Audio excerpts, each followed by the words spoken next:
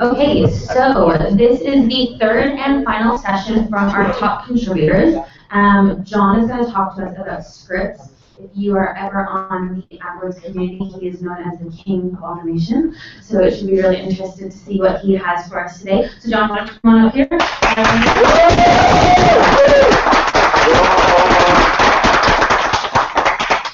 Okay, can you hear me? Is this coming through? Yes, Your Highness. Okay. I'm not seeing the presentation. No, just sorry, that's my bad. Just look. Mic check. Mic check. Okay. So this is about why I love scripts and why you should love them too. A little bit about me first. Let's go into this. Okay, I'm not going to go into the detail that Kim did, mainly because I only have half an hour, and if I was to describe all the jobs I've had, we'd still be here tonight sometime. So I've been using AdWords since 2002, pretty much since it became a public available tool. I've been an AdWords TC since 2006, and like him, was one of the first. Would you mind talking into that one? Is it not switched on? Okay. Okay, can you hear me now? Is that better? Yeah. The only other tidbit of information I'll offer is that I wrote my first program in 1975. So I'm pretty sure, Scott, that you weren't even in your father's eye. Of course. Okay. So, what am I going to talk about? I am not going to teach you how to write scripts. I'm very clear from the start. It's only a half-hour presentation. I could not possibly do that. So what am I going to do? I'm going to try and take away the fear that a lot of people have about scripting and programming when they look at it and they go, code, I can't touch code, I don't understand it. They look at a big block of scary writing, they don't understand anything inside it. I want to try and take away that fear and show you how scripts can actually be quite easy to implement, easy to understand, and easy to read. So we'll start with what scripts are. They're kind of routines. We can make changes to or report upon virtually any element of the AdWords account. So they go to the AdWords account, they can fetch stuff, they can bring things back, they can report upon them, they can make changes.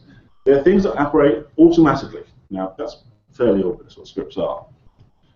They're based upon JavaScript, and they are based upon JavaScript. They are not exactly JavaScript.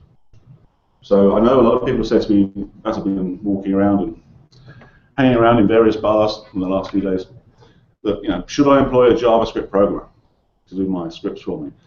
You could, but essentially you'd be employing someone for 5% of the knowledge.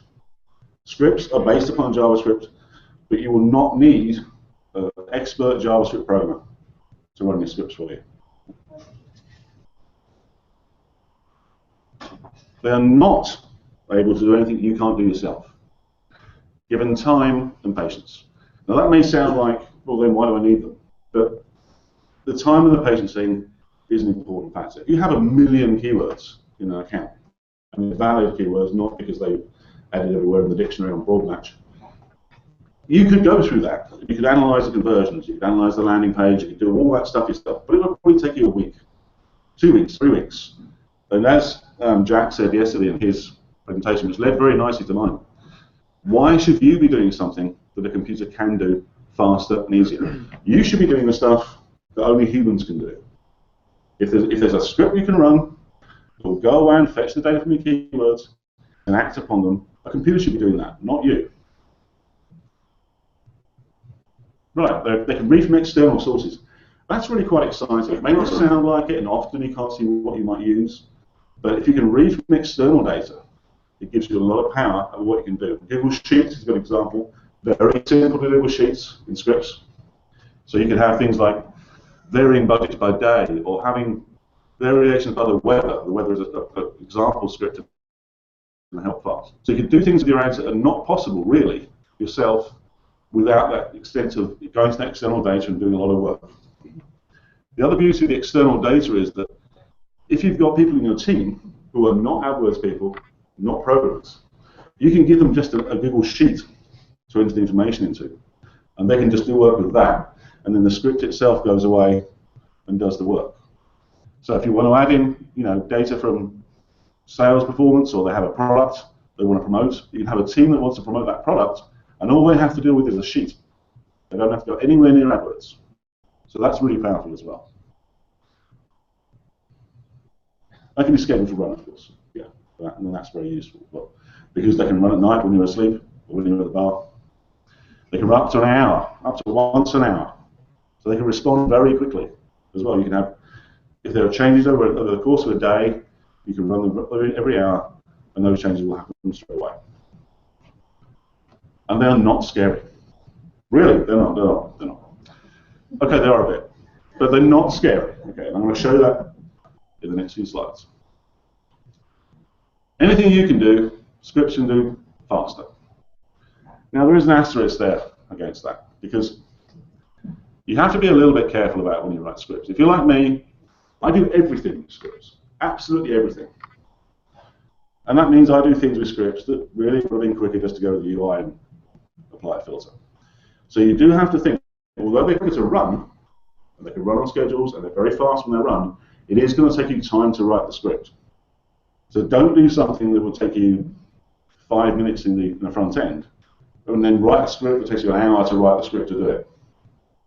You know, you've got to think about how much time it's going to take to develop and test the script before it runs. But when they do run, they be blisteringly fast. They can do it more consistently. Okay, we all like to think that we're pretty consistent, pretty expert, pretty professional. But you look at a keyword list one week, you look at it the next week, and maybe you've changed your mind about, or you've forgotten what the rules were you applied last week, or you missed that keyword over there, or you missed that ad group. If you tell a script to go through every ad group in your account, it will do it, and it will do it at the same time, the same place, the same way every single time. When you're asleep, away from the office, great. Again, back to Jack's presentation. Scripts can do things that are not wasting your time. They can do things that are outside of the office hours when you can be concentrating on other things. Ready complexity without the brain ache. Yeah, again, back to my earlier point. They can't do anything you can't do, but they can pull in 10s, 20, 30 decision and then apply that. Now you could do that, but can you do it with 1 million keywords every hour? Without making any mistakes, and there's another asterisk there. Scripts are dumb. They really are. Computers are dumb. We know that. If you tell a computer to do something, it'll do it, even if it's a stupid idea. So they won't make any mistakes when they run the script. But if you've made a mistake in the script, they'll happily carry that out for you. All right, how to bluff your way with scripts at parties, which I do all the time. Now this is the only time I'm going to get close to technical here. Now the only reason I left it in, do have to know some terms to understand the help files. The help files are great, but they will drop in the jargon all over the place. If you don't understand these basic terms, you'll probably struggle to understand the help files. So I'm just going to touch on commonly used terms in scripting languages. We have objects or elements. Objects are just the things you operate on. We have selectors, which are just what they sound like. They go away and they select the objects. We have iterators, with the weirdest word in the bunch. An iterator is just a thing that goes through the list, one after the other.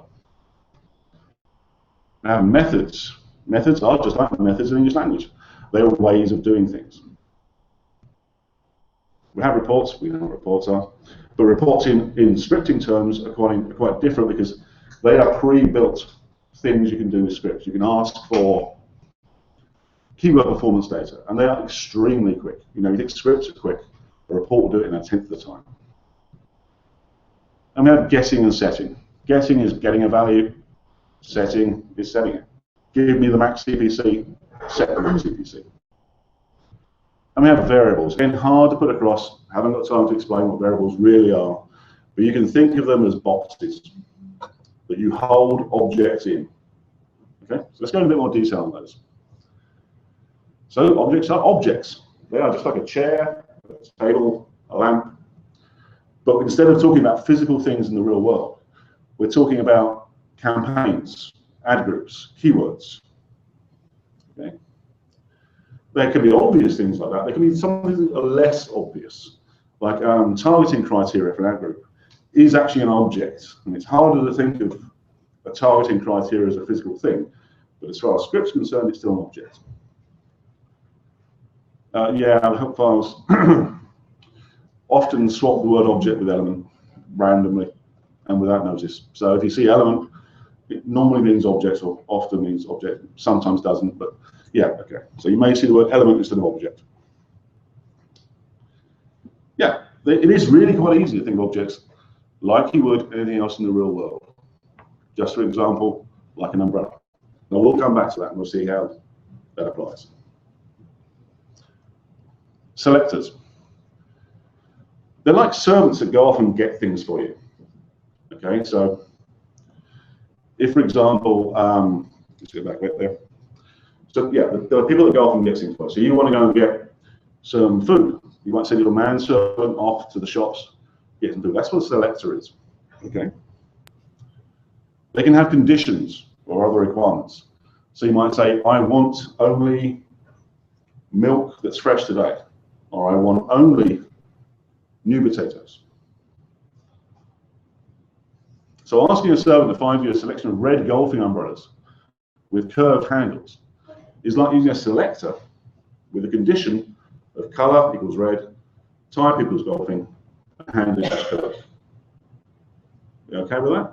So that's conditions and selectors.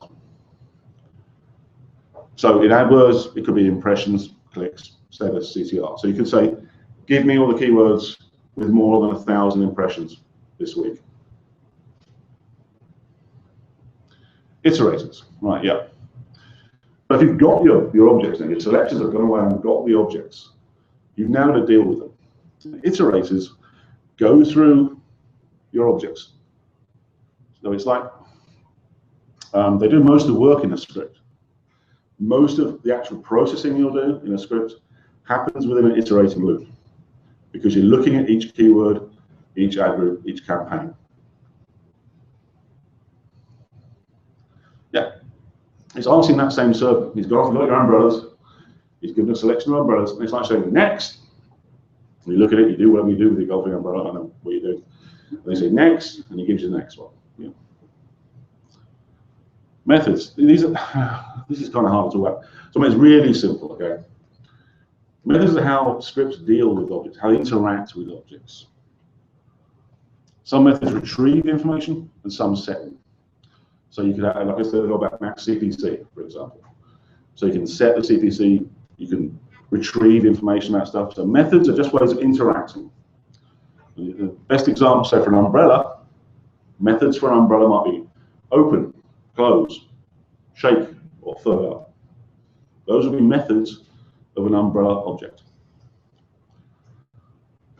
So methods for keywords might be get max CPC, get quality score, set destination URL. What's with the brackets? Yeah, that's this kind of a programming thing. Methods can often have other bits of data associated with them. So for example, set destination URL obviously has to be told what to set it as. Other methods don't require that extra information, but you will normally see the brackets on the method. Reports. Yeah, they're pre-configured special functions that have already been configured by the AdWords team. They have special names, and the reason they're useful in scripting is because they can do things so much faster than you can. So don't write a script that goes up and gets all the performance data for a keyword, because there's a report that does that already. It's incredibly quick. It is a bit more complex than basic scripting. It's a bit tougher to deal with them, but it's very powerful. Some data at the moment, scripting is changing over time. There are some things you can't get just in scripts. You have to run a report to get them. At the moment, I think still conversion values, you can only get from a report. And they're more fun if you're familiar with SQL. If you don't know what SQL is, ignore that bullet point. Getting and setting, we'll just run through this, yeah. So they have different names depending on whether you're asking for a method, or a value, max CPC, or setting it. So typically you'll see get or set. Not all AdWords elements can be set. At the moment, again, right now, you can get the bidding strategy for a campaign. You can't set it. So you can find out you're on manual Max CPC, you can't change it. That will probably change over time. Some methods have options, nor which are required. So for example, with keywords, you can tell it just the text, that's fine, or you can give it text and CPC and destination URL. Variables, and this is the last one, with the hard stuff. They're boxes, they're containers that hold one or more objects that you want to deal with. You can call a variable anything you like, anything at all. But descriptive names are better, and there are conventions about how you name variables. Typically, in JavaScript, you start with a lowercase letter and then a capital letter in the middle. But it's called camel caps in some places, or there are various names even for the types of conventions, but so you might say keyword text, lowercase k, uppercase T. And the reason you do that is so that when you're reading a script, you can spot a variable. Everything in scripts is case sensitive, everything. My Max CPC is not the same as my Max CPC. They're different objects, so you have to be really careful about your naming. Probably one of the most common bugs when you're running a script will be you've changed the case of a letter somewhere. They're very forgiving. They don't usually require that a variable is defined, but it's good practice to do so. Defining a variable is just like saying, I have a box. It's empty right now. I'm going to put things in it. You could put things in it straight away, but it's convention to say, I have a box first. Right, here's the scary stuff. Right, so this is the scariness now. This is actually the script you'll see the first time you ask for a new script in AdWords. I've chosen this one mainly because it came from Google, so I can be fairly happy that there's no mistakes in it. Fairly happy. I did add one line, I think, in it to add a condition, or a couple of lines to add a condition, but that's a very simple script. You're probably looking at it like, it looks scary again, you're back to the scariness. But I'm going to go through it and teach you and show you where those elements I've just spoken about come in. Now what this does, this goes away and will give you the 10 keywords with the most impressions yesterday. And I'll show you where those little objects come in. So the first thing is the main function. You can almost ignore this. All scripts have to have a main function. So if you look at any script, you'll always see these things at the top, function name and the closing bracket right at the bottom there. So you'll always see that, but you don't have to worry too much about that at this stage. This is a selector. I spoke about selectors, going away and getting things. So what this is saying here is, you've got your variable defined there, your box to put things in, called keywords.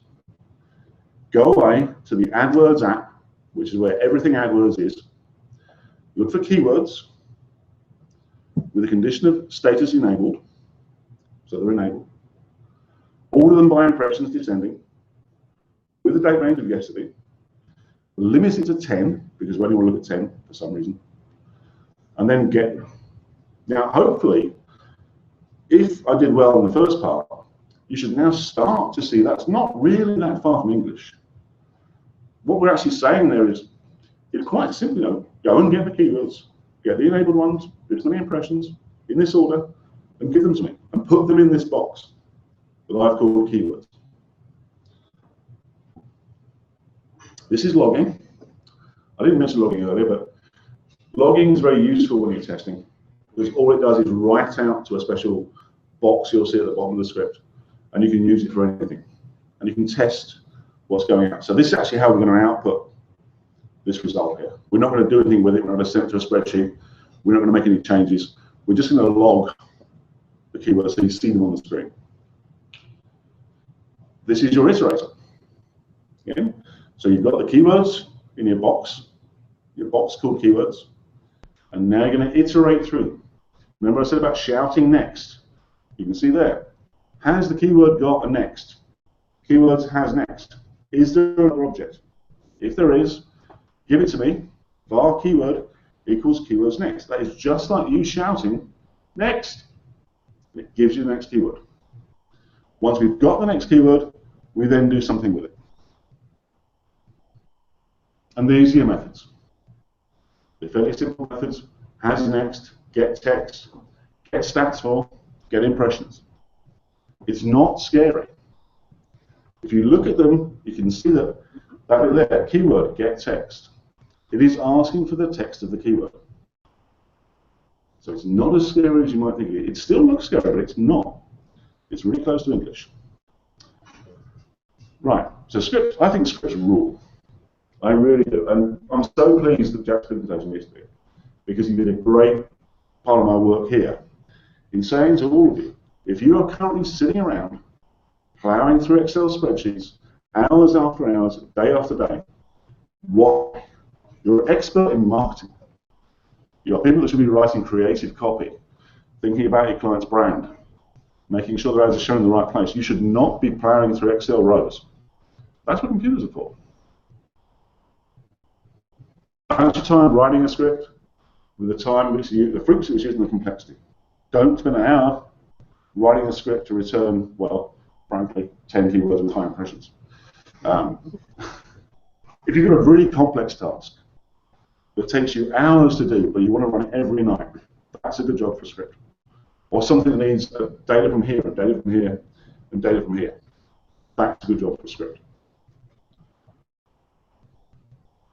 Make sure you pick a small set of elements first with large accounts. If you go and ask the script, say, give me all the keywords in an account with 5 million keywords in it, it's going to really slow it down. If you only want to look at the ones that are in this ad group, ask for the ad group first, then the keywords. Refer to the help pages all the time, constantly. Now, I showed off at the start by saying I wrote my first program 30, 40, I don't know. Too many years ago to count. I still go to the help pages every single day. And what you can do, and I think Robert admitted he's the king of this, there's no harm in copying and pasting. If you can find a script that does what you want in the help pages, copy it, paste it. You've done it, you've written a script. And if you can find a script that is close to what you want, but that line's not right. So you don't want yes to be. Say you want last 7 days. Replace yes to be with last 7 days. You've done it. Preview, preview, preview. Yes. Probably one of the best things about scripts is that you can run them without making any changes to your account. None at all. So you can write a script, there's a big button at the bottom that says preview. You hit that, and it will run the script as though it's running for real, and it will tell you what changes it would make, but it won't actually do anything. So you can sit there happily all day, playing around with the script, making it up, making horrible mistakes. Hit the preview button, it'll either tell you the mistake you've made, usually quite clearly, mistake, error at line 8. Yeah, there it is. But it won't make any changes to your account. So there is no reason to run a script that will harm your account. Because whatever you're doing, you hit the preview button, and you can see what it would do. So preview, preview, preview is the most important thing to say. Yeah, I'll finish up now. They rule, but they're totally obedient. I mentioned this earlier. That's why you have to preview. If you make a mistake yourself somewhere, and instead of multiplying your max CPC by 10%, you multiply by 1,000%, the script will go and do that for you. It thinks it's what you want to do. It doesn't know it's done. It's totally obedient, but you must test beforehand. Okay, I expect I've raced through that, but I suspect there will be some questions, and I'm happy to answer them. So, please go ahead. Thanks, John. That was amazing. Thanks, John. So you've done a really good job of giving us kind of an overview of how scripts work. If you were giving us a top 10 list for maybe the most common uses of scripts, even a top 5, even a top 3, that we're probably going to get the best value of, can you give me some examples of where we might see that in our agency? Personally, I like to record stats. Reporting is very useful. I didn't touch much on that in the presentation, but scripts are very useful for building your own reports. We saw some reporting things earlier in the week. Because you can define exactly what you want to report upon, and you can export that to a spreadsheet, to a Google Sheet. You can even create graphs. in there. You can create your own columns, your own sheets. You can name them. You can do pretty much anything you want to with spreadsheets in the scripts.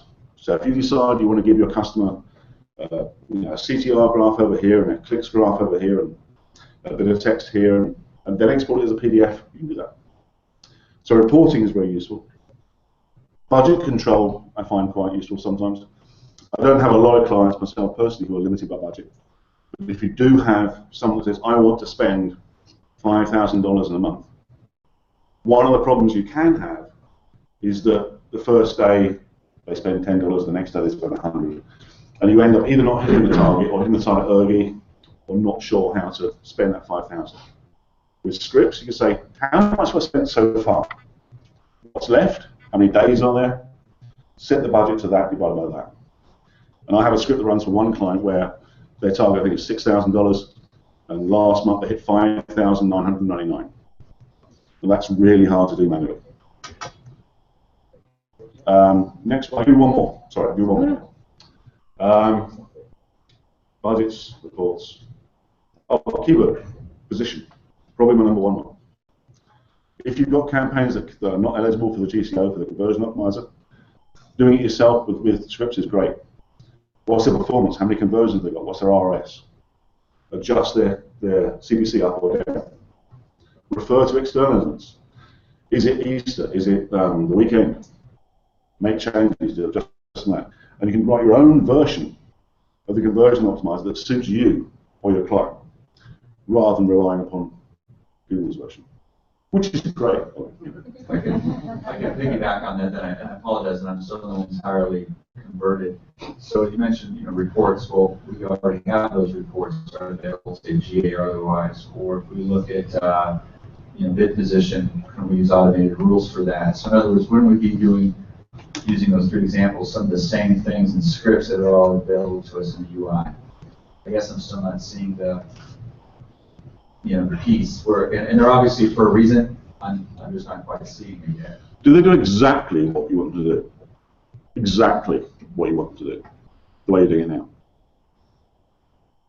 In terms of, for instance, like the position piece? Or reporting. Do the reports you can generate now, the way you're doing it, report exactly the way you want them to? Candid answer would probably be no. With scripts, probably you can do them exactly the way you want them to be. And that's possibly the power. Or you may find once you start using the scripts that you can add something you couldn't add the way you were doing before. Or you may think of another option. It may be they're not good for you. They won't work just like AdWords. They won't work for everyone. So it may be they're not good for you. Maybe just an enhanced level of control. Super. Thank you, John. Hey, John, to take it further, what's your experience with third-party tools that run or generate scripts? There's one company called Optimizer that provides. Yeah. Would that make things easier for us? They could be a good place to start, I think. One of the easiest ways to learn any language is to start with an existing script and look through it and work out how it does what it does. And then when you think you know what that bit does there, well, I want it to do this instead. And you just make a small change. And that's a very good way to learn. So if you want a head start, you can go to someone like Fred, get a script that does pretty much what you want it to do. And then you can take that script yourself and change it. Because they're not fixed, they're just text files. They are just, at the end of the day, they're just text files. You can copy them and paste them, and you can edit them like any other text file. So you can start with someone to give you a heads up, and then edit it yourself. So yeah, he's a good guy as well. He's a very good guy. Okay, I think we're at time, but if anyone has any more questions on scripts that you specifically want John to answer, you can head on over to the AdWords community and mention him, and I'm sure he'd love to fill in all this knowledge from you guys. Thank you so much.